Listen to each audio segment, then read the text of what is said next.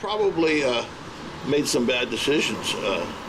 There was one instance at a club there with the woman I was seeing on the side, and the wife comes in.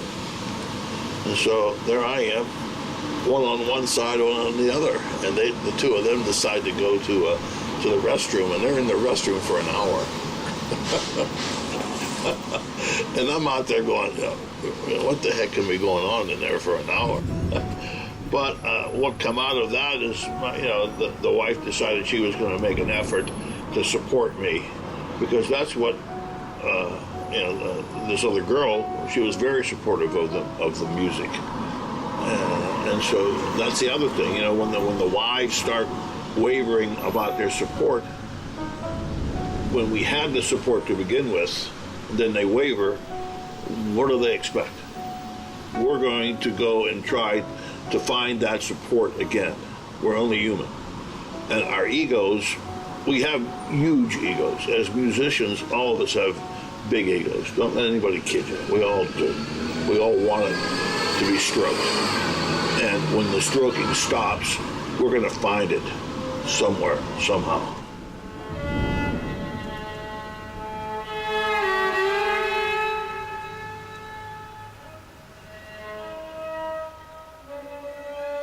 He would come home high off of the gig where all the girls adored him, and the other musicians thought he was a great player or whatever, and then he would come home to me, and I, like I said, I'm not proud of it, but I wasn't always feeling it.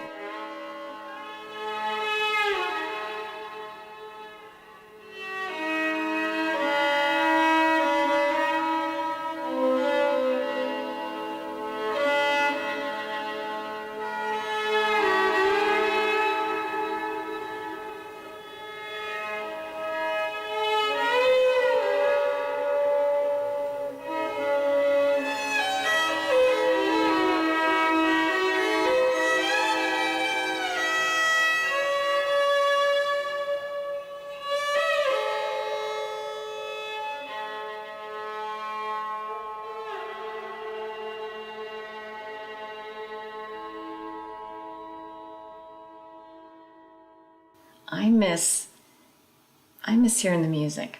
After all that's said and done, I miss up in his studio, hearing the music every day.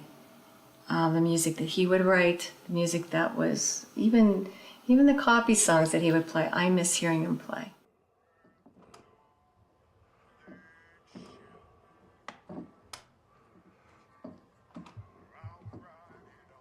I can't seem to shake musicians. I don't know, it's a weird magnet. Even if I don't want to, it happens. I don't know if it's subconscious, I don't know. I don't need therapy for it, because honestly, it's a good thing. There's something really good about it. Just as long as they don't do it for a living, I'm all right.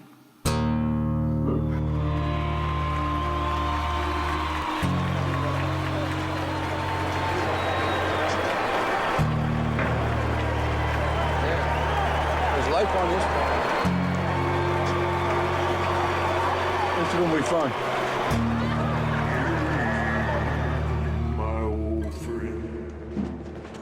But if he wasn't successful, then it probably wasn't going to be what I wanted either.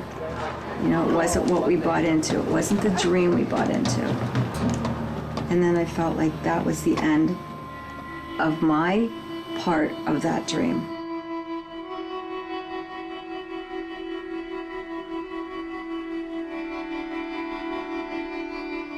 Future of thinking you're going to make it really big when you're almost 50 years old, and I'm sure it can happen.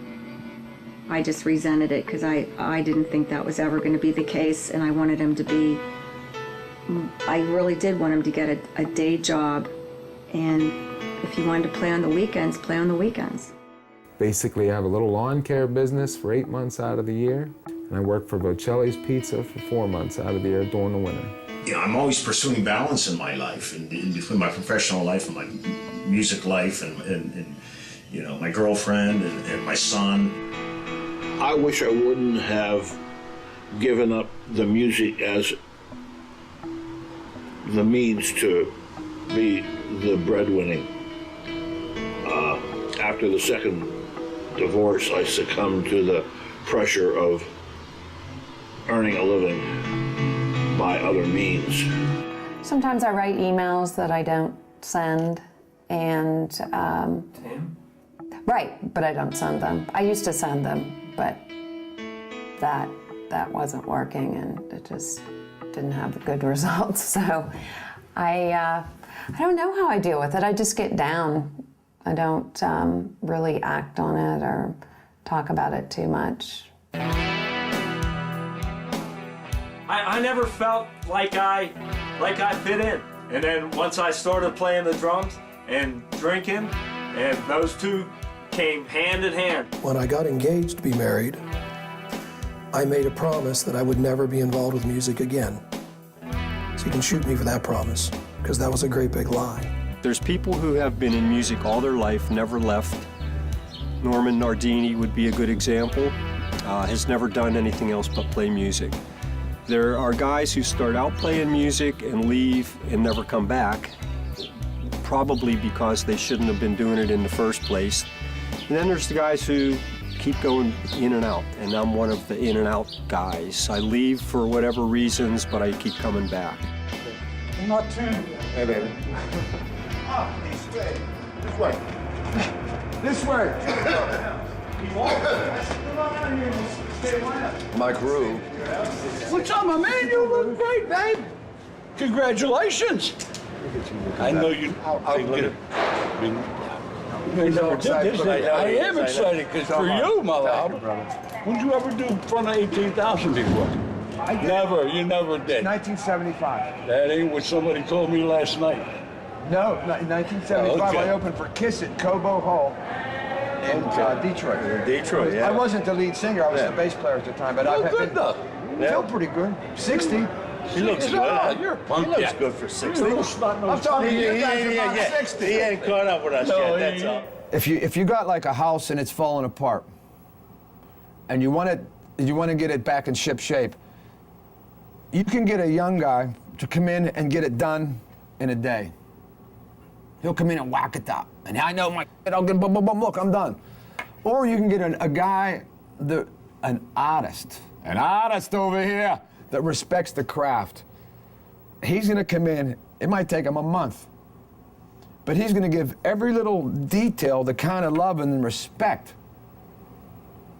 that he feels it needs. And that's the difference between, that's who I am.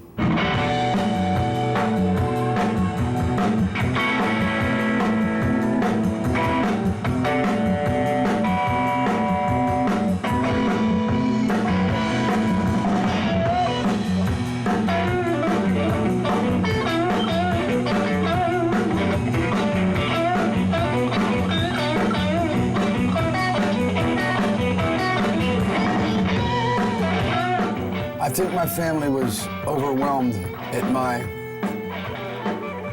deep, crazy, insane desire to study and become a music guy. I think they weren't ready for that, and then most of my friends weren't either. I recently was married. It was a long, she was with you a while? 33 years. 33 years. When I just got married. And music never got in the way of, she was supportive, I mean. She's a phenomenal person, you know, that loved me from the beginning, from the day she met me, I think. And I'm very lucky to have that. How did you meet her? Playing at a gig at a bar in West Virginia. I didn't realize that it was any different than meeting anybody else. You know, I just thought I was meeting another person. So what was her attraction to you? Oh, I was young and pretty. I was coming on strong and staying on long, Frank. I was bringing it. No. We were just a couple beautiful young people. I was pretty, she was pretty. It's pretty awesome to have somebody sharing the music with you. Even at home, I mean, like, it's just like to be able to jam at home and make music. It's very good. Because you have that common element that you can share, and it's a wonderful thing to be able to jam with the person you're in love with and make great music in both ways.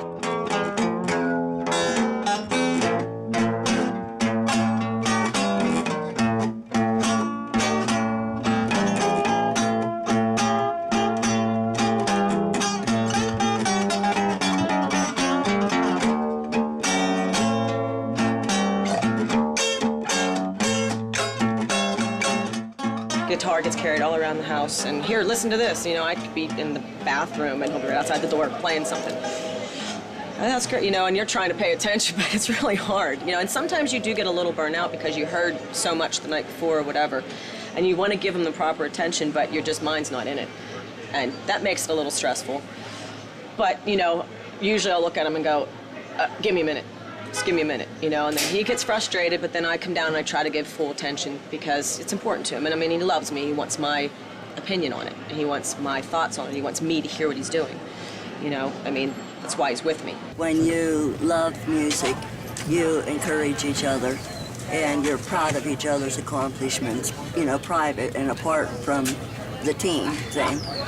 Like John, he's an excellent songwriter, and I'm behind him 100% plus because I want him to succeed, and I know he can.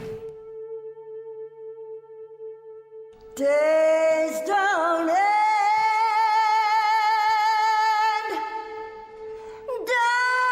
darkness won't hide, and the bed ain't no friend of mine.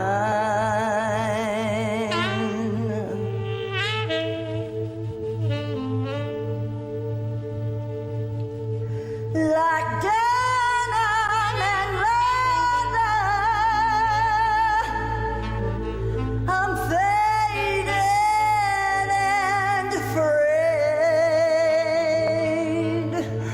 The world is turning away.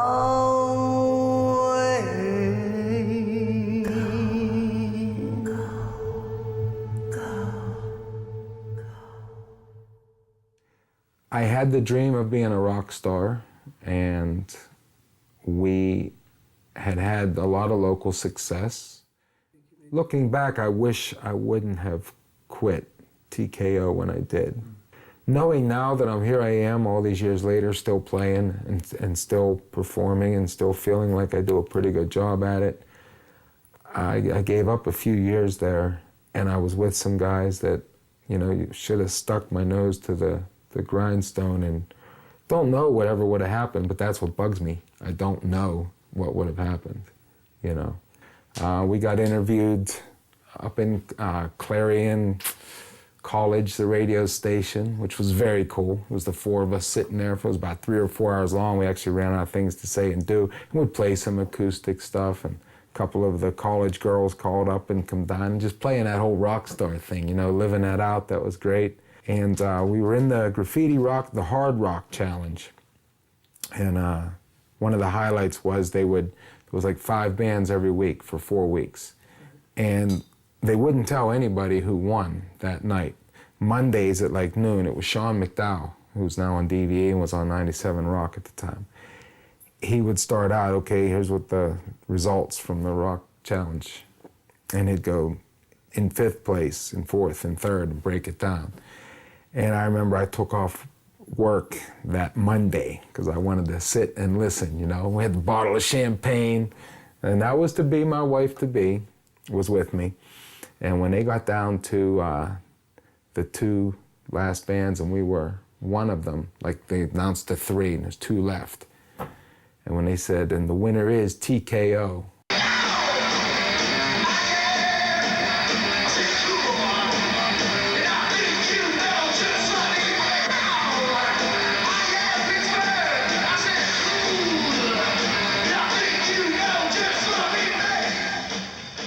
we were in the finals. So we get to the finals, and it was a good band we knew of. They're called High Voltage.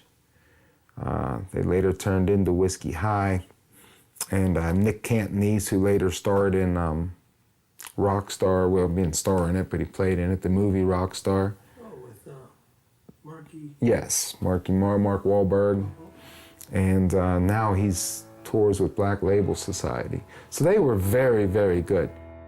We waited, and that Monday when it come up, they went down the other 3 bands, can't remember all of them. And we were the last 2. And I remember Sean's words, by the narrowest of margins, the winner's High Voltage. And my heart just frickin' sank. And that was kind of like the beginning where I started to think, you know, that's where I guess some of the insecurities, I just started to think, you know, I'm not gonna do this, I'm not gonna do that. And when I looked, I've always thought that, when I look back, that was the beginning of the losing confidence in that particular dream. And I've been told by more than one people that it might have been because of me quitting music, that I was never completely happy. Not expressing that part of me, which again was all my choice. Here's probably what always draws me back. Everything else in my life that I do, anybody can do.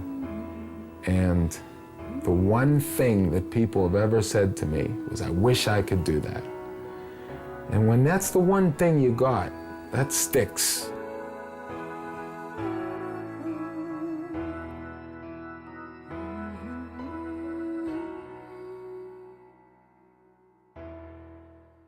How much passion and love he had for music, and how I was starting to probably resent that because of the life I now have. When you're young, you don't think about that, but as I got older, I started to think about things that were said. My family saying, you really want to marry a musician, as if it was some kind of bad thing, and it really wasn't. It wasn't supposed to be bad, it was supposed to be great, you know? And as it turns out, the love and the sacrifice falls on the wife, girlfriend, whoever's involved with a musician. It becomes their world. You're living around that world, and that's pretty much your place.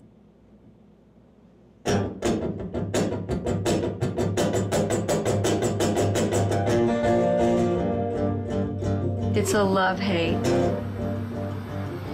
You can't have one without the other. Oh, I am so far from you.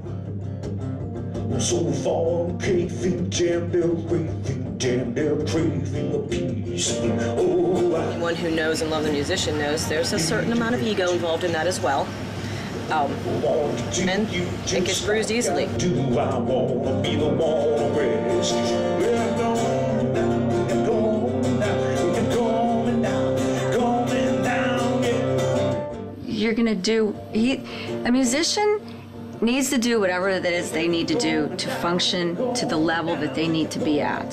If that means they have to practice 8 hours a day, then you don't have time for that hour to fight. Oh, I only have so many words, and they can't save you. Didn't you hear your loud and real away from here? It's going down, it's going down, it's going down, it's going down, yeah.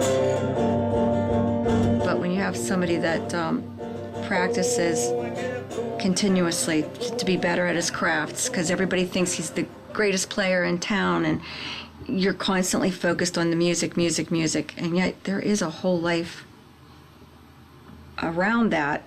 It's just that they're not locked into that.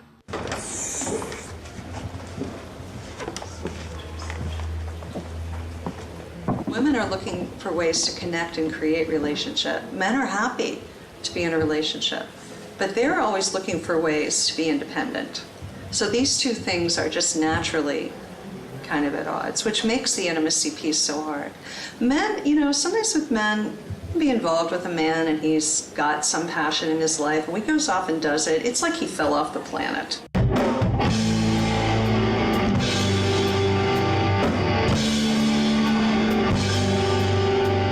The ability ability to get with other quality musicians and make something is magic.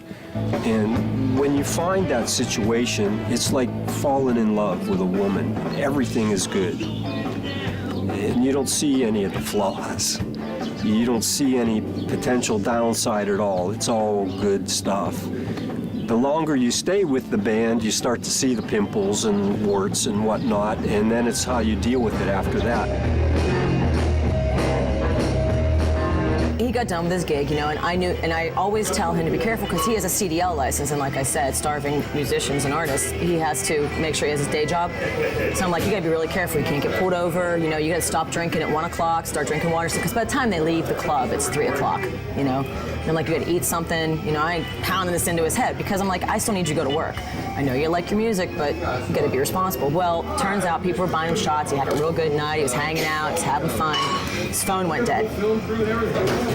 So I keep trying to call him, and like now you don't know what to do. You're not sure if like he's in a ditch somewhere. So it's like 4 in the morning that you go, you know, when he's late, and I know for sure that he's either cheating on me or dead. I always hope he's dead.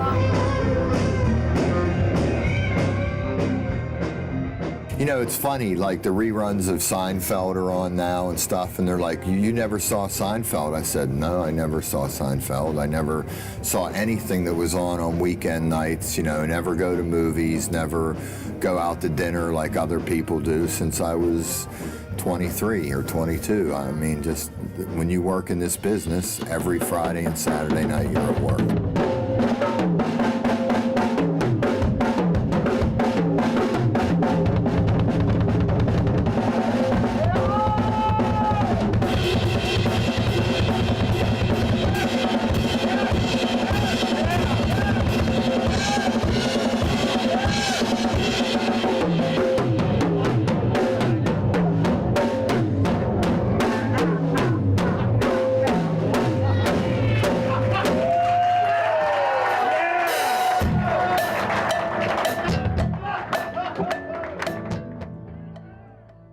Every single weekend for years and years.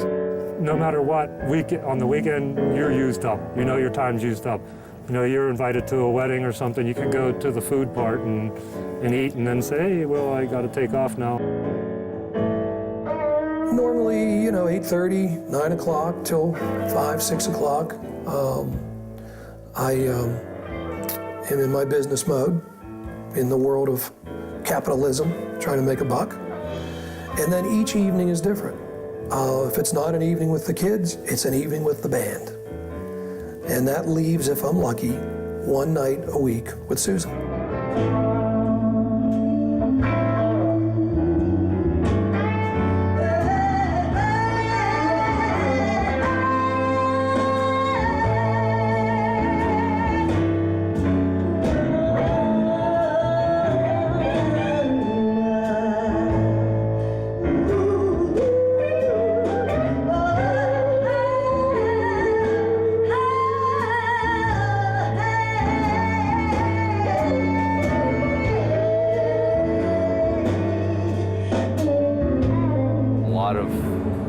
Relationships, bands, guys playing in the band becomes the enemy. It's almost like the other woman where wives, girlfriends end up resenting the band because they start feeling like they're being neglected.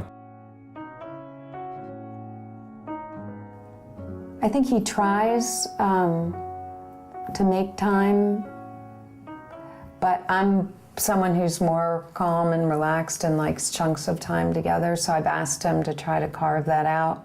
And I think for a while, you know, there's a change, and then basically my experience is people just kind of go back then to who they really are, and there isn't going to be that much change. Men have a hard time flexing out. They'll include their partner if their partner wants to be included, but their partner kind of becomes more of a sidekick than anything else.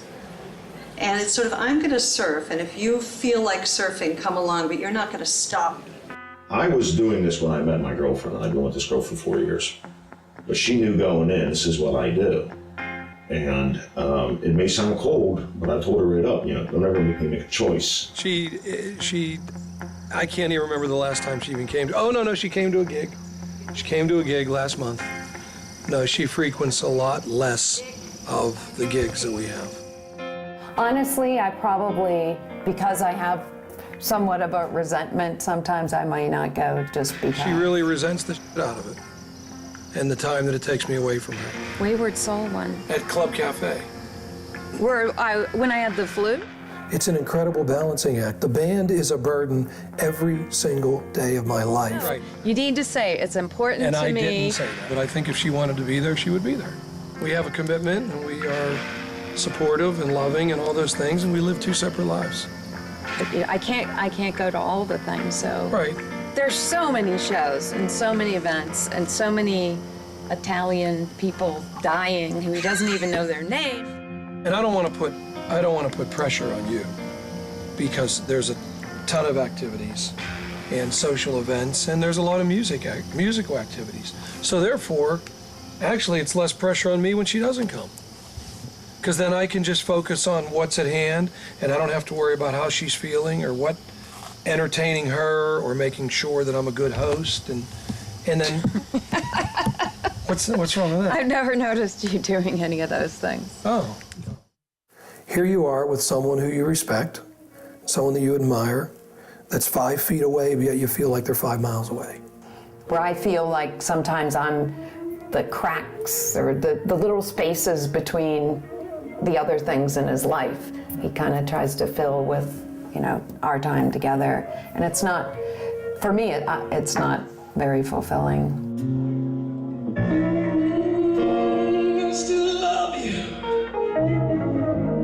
but I hate your foolish games.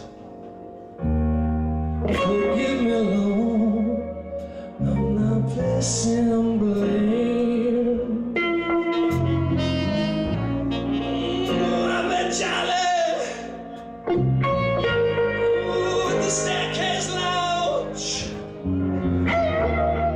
That's when I saw her, I saw her, I saw her.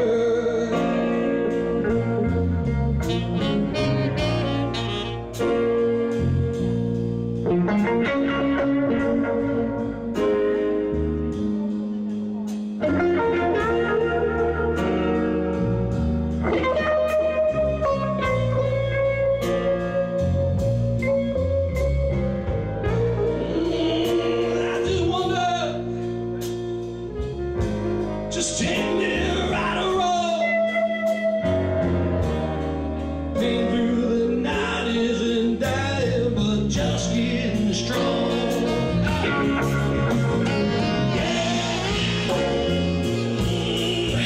Ooh,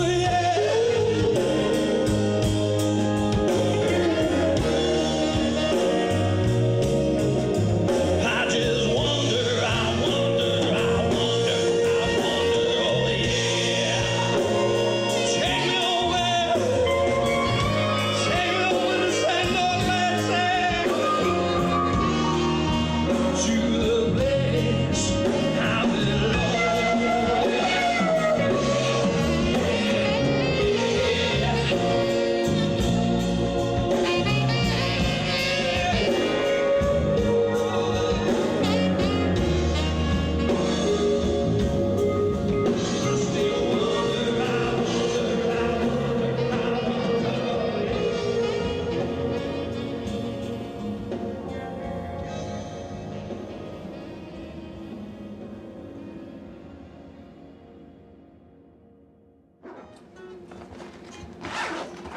We're now taking a look at the old Tiger guitar played by Mr. Vincent T. I'm so glad you brought this for this gig. Vincent, I'd like you to show the guitar to the camera. It's beautiful. This guitar has been through.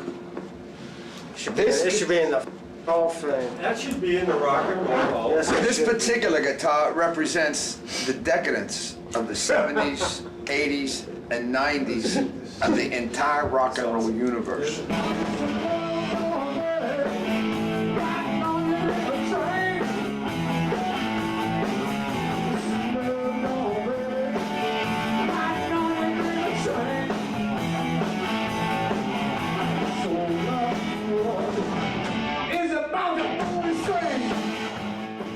know, the original reason for getting into music was girls. I mean, that was it. I think, and if any musician tells you that's not it, they're lying. My interest in playing music was probably first stimulated by the fact that apparently women were interested in guys who could play music. That'll be a nice montage. When Jim and I met, and he told me he played blues music and blues guitar, that was a main attraction, one of my main attractions. So what did you tell him when he came off stage? I mean, how did... I can't say that on camera. Okay, hold on.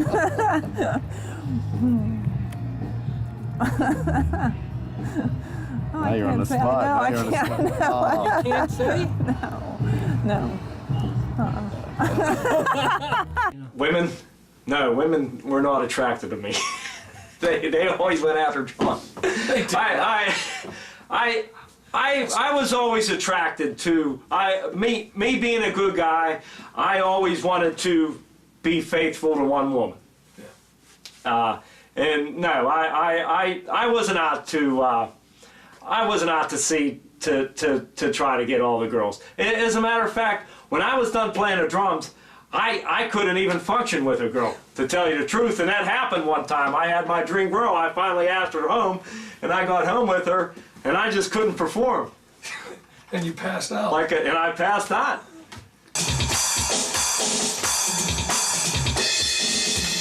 I first wanted to be a musician when I saw Kiss, and I saw their faces and that all kind of painted up, and I guess I was probably about 10 years old, 11 years old. My one friend's brother played in a band, and they always had the Kiss albums and the Rush albums, and Kiss was what I wanted to be.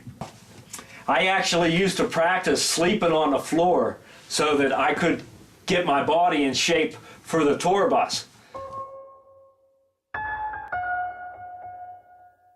Since we lived in the bar, parents had to build me a soundproof room. And I was able to go down there and seclude myself. So what happened, at the age of 14, I started sneaking 6-packs of beer, going down into my soundproof room, drinking, and I would practice for 8 hours at a time. And when I would come up, I would be half drunk from drinking, and I would be tired from playing the drums for a straight 8 hours.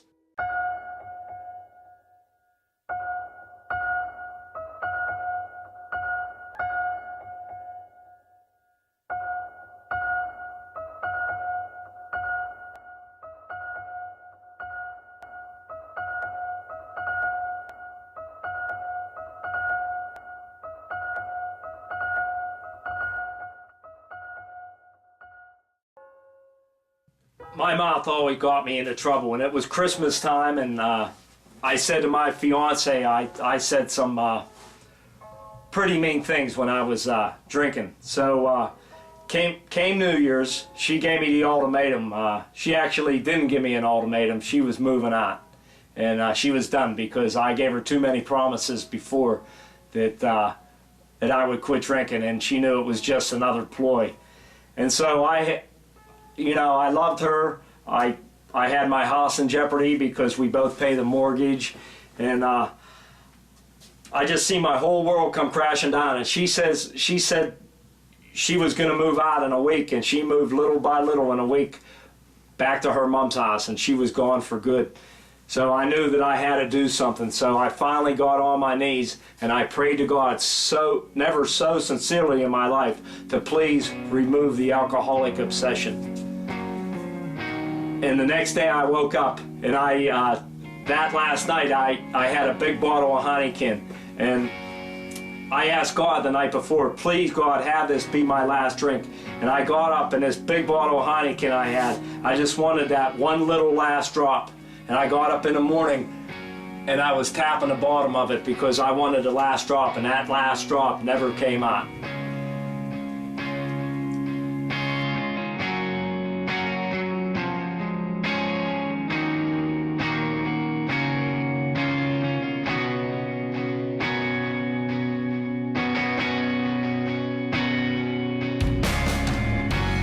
Late at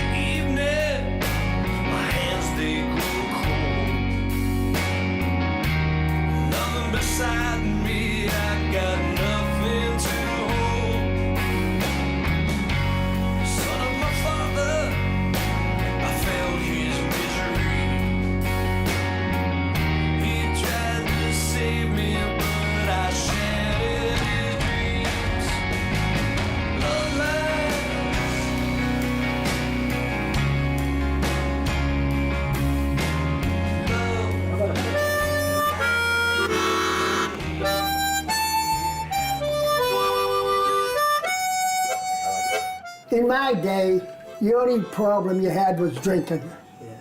But when his day came, it was more than drinking, you know, and you was afraid for him to get mixed up with that type of environment naturally, and it worried the hell out of you. There's been some times when I've done a lot of things that I'm not proud of. You know, when you're a musician, a lot of times you take advantage of that situation.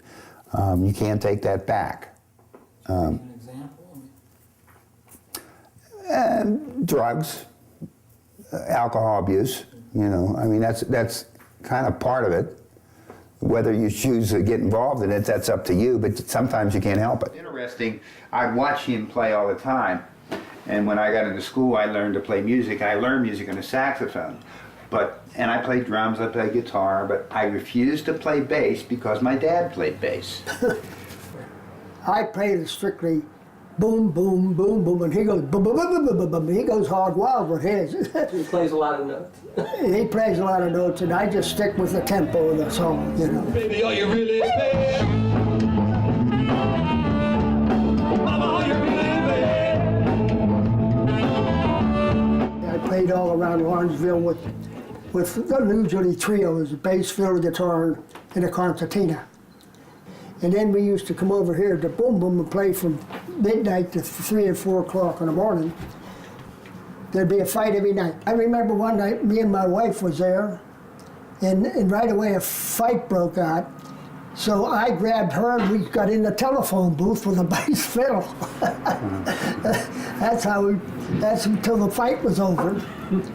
So I went outside to get in the car with my wife and the bass fiddle, and here comes staggering out the alley was little Johnny Harris. He was the guitar player, and he had a shiner like you've never seen before. He was a scrapper. But me, I was a telephone booth man myself.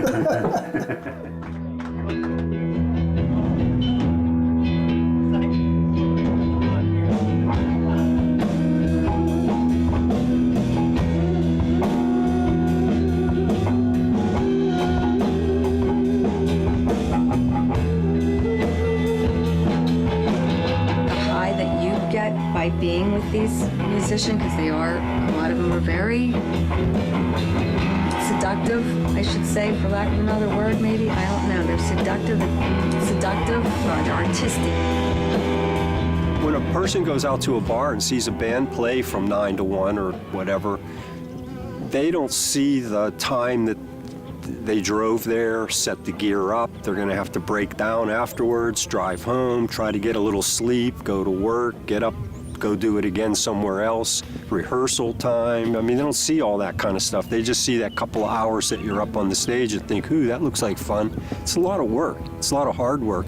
So somebody that can hold down a day job and go play 2-3 nights a week on the side, I respect the hell out of that.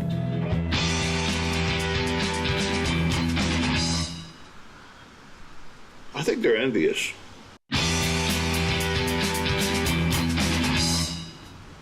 I think they're envious of the talent and the attention that we get, because they know that there's probably other women in the audience who are or had the same feeling that they did. At the end of my day, nobody clapped for me.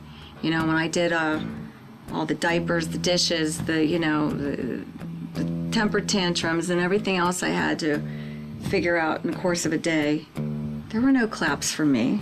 Nobody said, wow, what a great job you did tonight. You were excellent. No, this isn't the kind of relationship I want. I mean, and he and I have talked about this, that my ideal relationship would be somebody whose primary focus was me and my children and was there to support, not financially, but just this was, at least their only family. She doesn't like you playing in the clubs on the weekends, but she knows you love it. And so she either has to trust you and love you or ask you to give up your guitar. And would you actually do that? That's a harsh thing to say and do. That's a lot to ask somebody that you love, because if you love them, you understand they love to play or they love what they're doing. I enjoy what I do. And it's very rare somebody has a job they enjoy that much.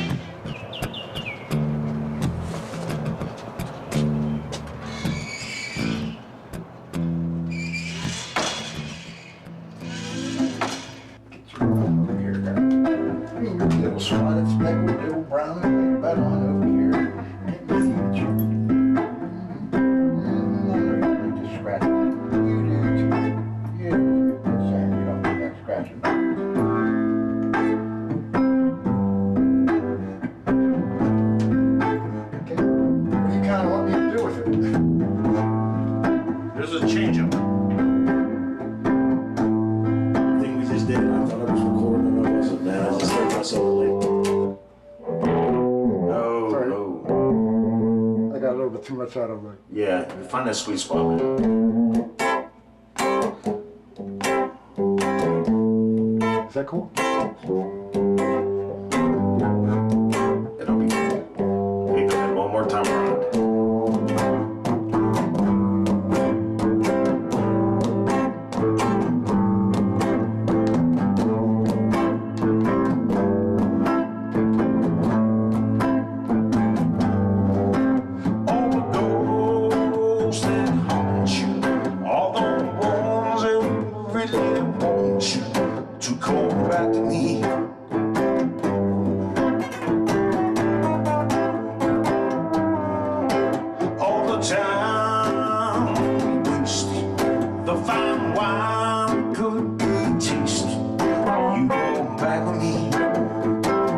So he would say that, things are going to change and he was going to take more time.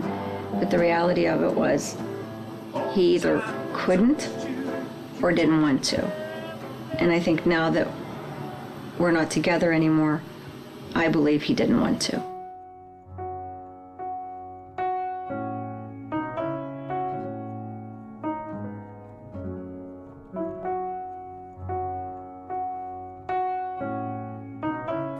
I'm understanding now the incredible work ethic that goes into creating music, and I respect the craft more today than I ever did in the past. I took it lightly, I didn't understand what kind of work was required in order to produce great music. My father was in the machine shop business, and he beat that trade into me. I was a machinist too, and that's what I would always fall back on. Whenever I would revert back to a regular job, I'd get down to my dad's shop and work down there. And then I eventually ended up running the shop, and just being a weekend warrior for a lot of years, and I regret doing that.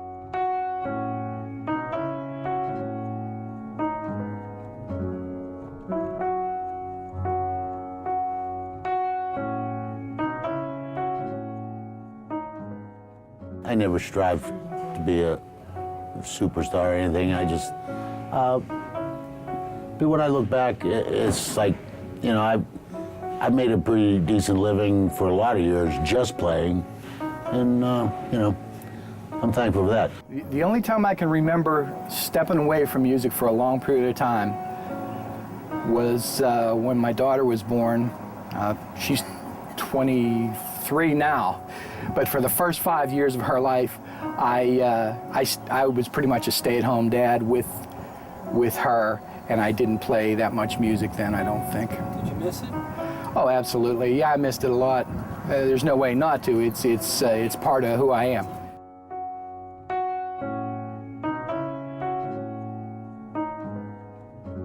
think in the end, it's not that they think they can still do it. I think it becomes a pattern of life, that they're up on the stage, that rush, that feeling that they get. I don't think that ever goes away. I don't think it goes away at 60, 70. It still matters. What I wanted, I got. What I wanted was to get better at the craft and to develop myself and turn myself into a more powerful force, a music maker.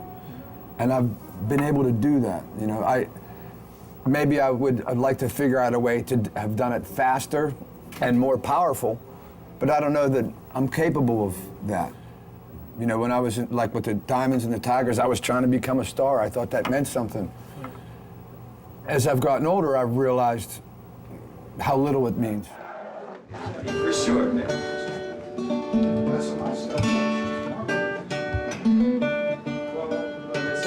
Wonder.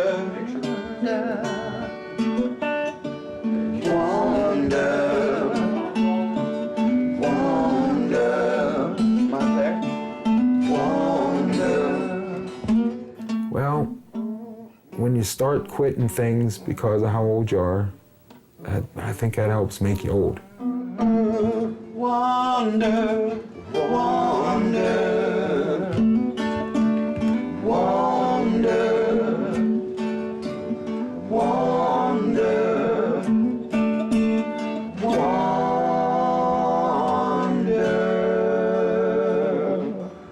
second half of Larry's saxophone solo.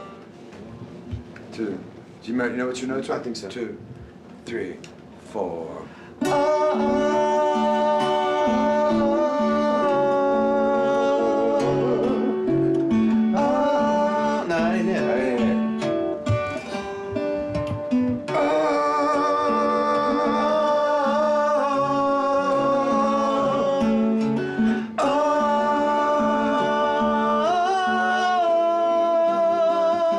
Would be the same note you started on.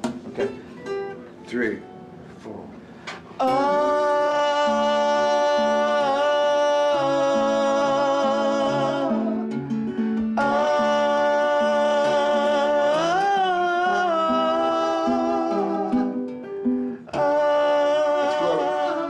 The joy of this music stuff is the craft of building music, constructing it.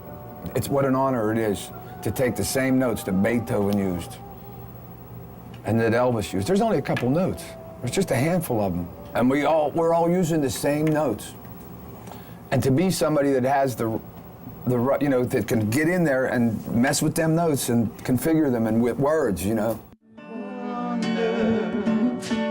There's a field of corn growing tall. Gonna harvest it come early fall. And then down, gonna plant that seed under. We're living in a world